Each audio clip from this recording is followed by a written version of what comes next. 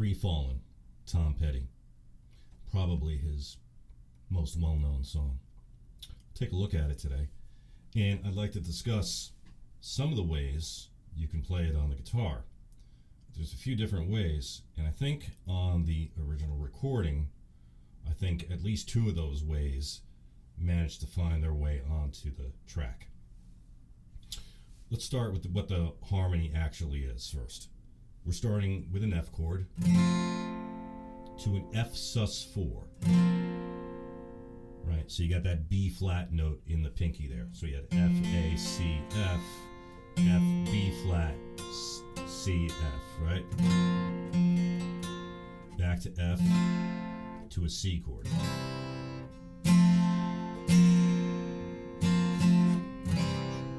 But that's not quite it, right? If you really listen to the guitar arrangement, there's something else going on there. Let's take a minute and talk about the capo, because we're going to see two different ways to use it. All right. If you watch the video, you could see him in the scenes where he's playing the guitar. He's got the capo on the first fret. So that's the first thing I'm going to do. So I'm going to put it there. And when you put a capo on the guitar, you always retune your guitar, because it's not going to be perfectly in tune with the capo. See, my first string's a little sharp now.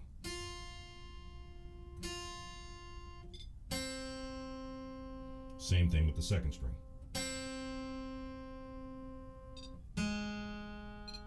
Third string's in. Fourth string's in. Fifth string's okay. Sixth string's all right. When you tune with the tuner and your capo's on the first fret, everything goes up by one note. So your first string is now an F instead of an E, and so on. The open strings are the first fret. So if you know F, C, G sharp, E flat, D sharp, A sharp, F. That's what the tuner will read, right? Now, if I play an open E chord, should sound in tune, right? Okay. Tom plays it like this.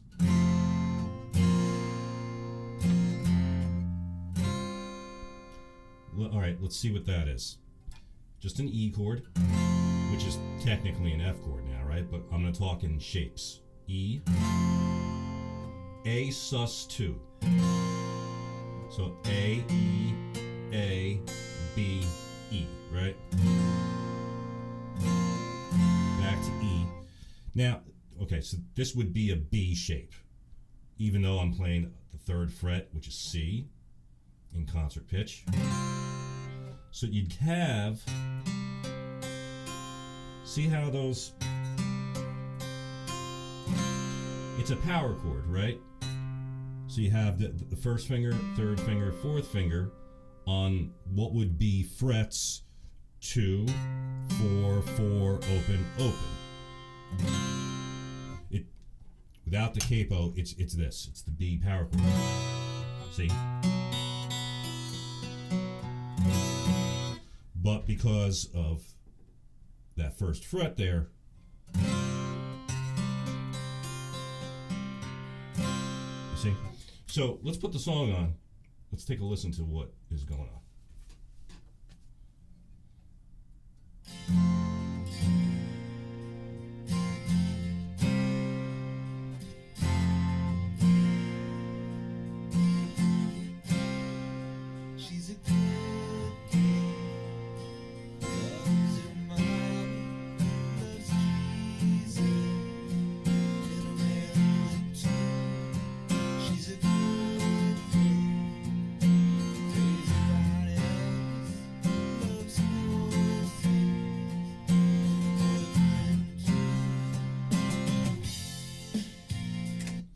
And then all that is reinforced by the bass actually just playing F, B flat, F, C, right? Okay. Now, and that's great. And I've seen live versions of him playing it. That's the way he plays it with the capo on the first fret. But if you really listen closely to the song, there's another guitar in there, another acoustic guitar.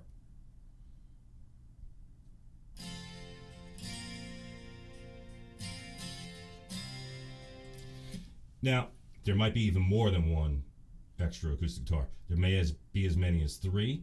It almost sounds like there could be a 12 string on there to my ears. I'm not exactly sure how they did it, but absolutely it's more than just one acoustic guitar, and the second acoustic guitar is now going to have the capo on the 3rd fret. So I'm going to check my tuning again just to make sure.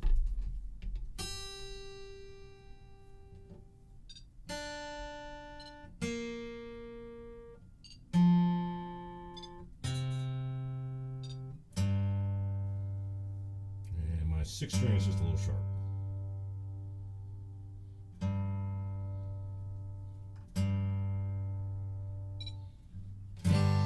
Okay. The way you can play it with the capo on the 3rd fret is with a D shape now.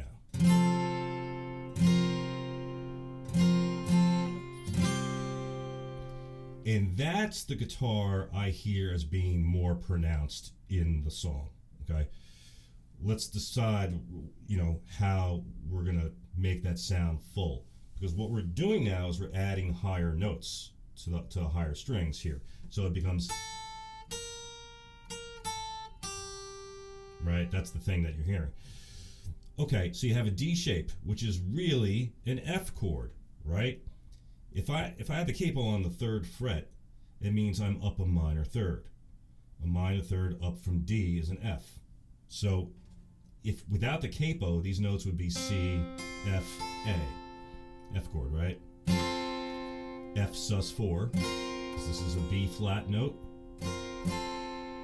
And then so essentially that's gonna, I'll explain what it is, but that's that type of C chord. The fingering I'm doing for an open chord would be an A sus4 chord. Right? It would be the notes without the capo, A, E, A, D, E, right? No 3rd.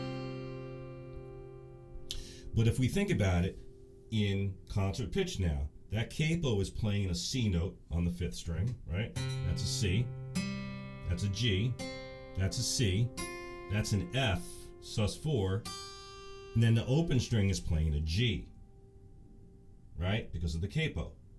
So what do we have? We have C, G, C, F, G. Pretty cool. Now,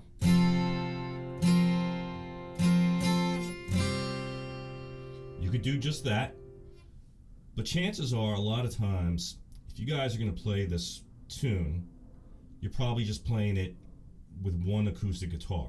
Maybe just playing it and singing it, just you.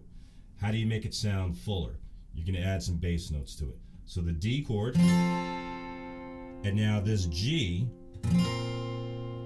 look what I did there. Instead of it being just D sus4, I took my middle finger, put it down on that's the actual 6th fret. It would be the 3rd fret though, which would have been a G note, right? This is a G shape.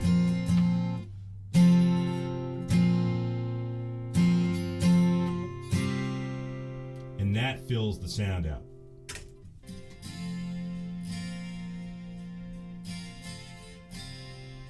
She's a good girl, boys her mom loves Jesus and a man too. She's a good girl, crazy about Elvis, loves horses and her boyfriend too.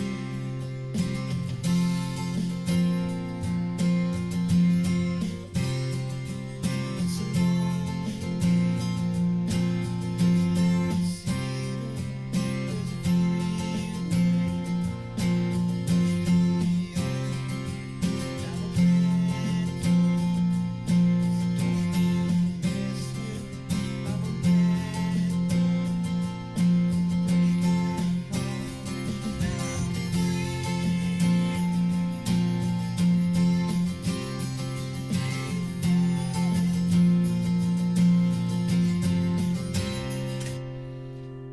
Right, so when you do that, it fills the sound out a little bit more.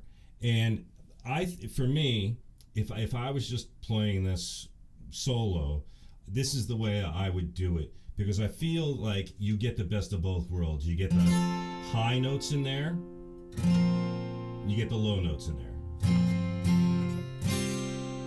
Whereas if you do it on the first fret way with the E shapes,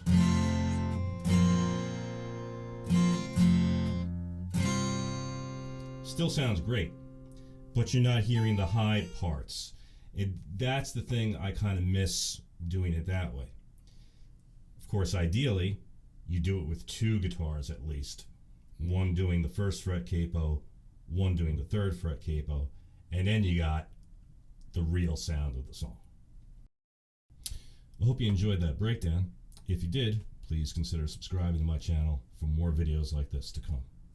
Thanks for watching.